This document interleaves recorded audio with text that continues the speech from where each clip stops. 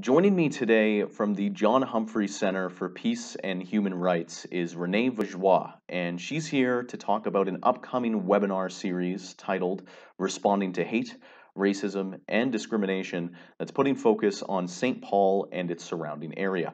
Thanks so much for joining me, Renee. My pleasure. Thanks for having me. So to kick things off, can you just talk about the John Humphrey Center's ties to St. Paul as well as how this webinar series is going to work? Oh my goodness, the relationship with St. Paul goes back many, many years. I think to like 2008 was the first time we started working with the Friendship Center Manawanis out in St. Paul. And that all started, back in 2008 was all about just like trying to bring the non-Indigenous, Indigenous community together to have some like honest, open conversations.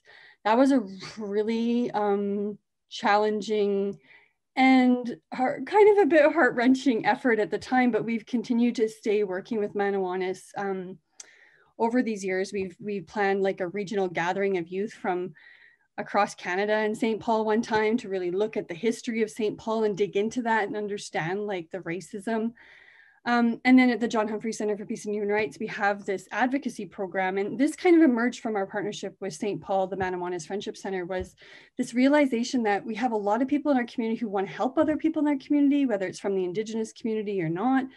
And often they just don't know where to go to file complaints, to do whatever it is that they need to do. So we have a number of advocates in St. Paul, and the idea of like really creating a space where we can have frank and open on conversations about racism by bringing the diverse stakeholders together has been something they've wanted to do. We wanted to do it pre-COVID. We were orienting to do it last year. And after waiting a little while, we all feel like online or not online, we have to move forward with kind of moving these conversations forward because, for any Canadian to deny that racism exists is a problem these days. And I think it's understanding that our systems are entrenched within these racist structures that we've had. And it's not pointing that anybody is wrong in this. It's about coming together under a common understanding that this exists. And I see that you have 5 meetings planned throughout May then. Could you just explain a little bit in regard to what each of these meetings plans to focus on? The very first session, when we start on May 13th, will be really building that common ground and understanding, because a lot of times you get people in a room and they start talking about racism and we all assume we are all coming from the same lens, where we all come from totally different frames of reference of an experience around racism. And so the first session is really about unpacking, finding some common ground, and building those kind of trusting relationships so that we can move into the larger conversations. The second one that we'll look into, the second session will be about policing and hate. And what does that look like when police investigate a hate crime or anything like that? What does that look like? What are their barriers? What are the ways that they can respond?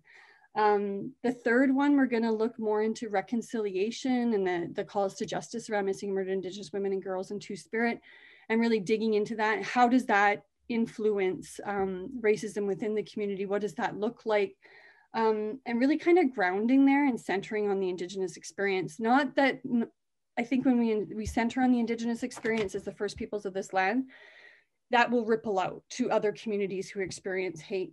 Then we're going to move into talking about like different responses. How do we respond to hate? If it's not a hate crime, if it doesn't cross that threshold where it's a hate crime, what are those ways that we can respond? So the fourth session will be all about what are those other mechanisms, like the Alberta Hate Crimes Committee? What do they exist to do? And there are organizations that do act as a space for people to come forward when hate is happening, but it's educating about that and really kind of building some alignments. And then the last one is really about building collectively together. Throughout this whole series, we'll be building strategy. We're going to be talking about how do we practically work together? What are some simple solutions and strategies we can put forth to help us move forward on this journey? So we'll really walk out of there with some ideas of who's doing what, roles and responsibilities. How do we respond? Like when something happens, how do we respond collectively and know about it and support each other and move across our silos in many ways? So we piloted this kind of series in Edmonton last year, pre-COVID, and it resulted in a lot of healing and building of relations. And I find in Edmonton, we are working better to respond. And there have been a number of racist incidents in Edmonton recently, women being attacked and assaulted, for example, for their background and for their religion.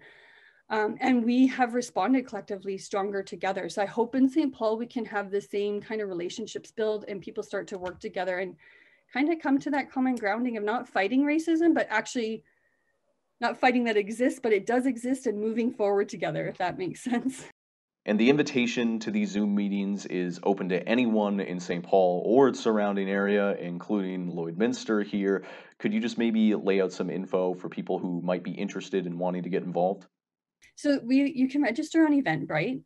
You can also go to the John Humphrey Center website, www.jhcenter.org.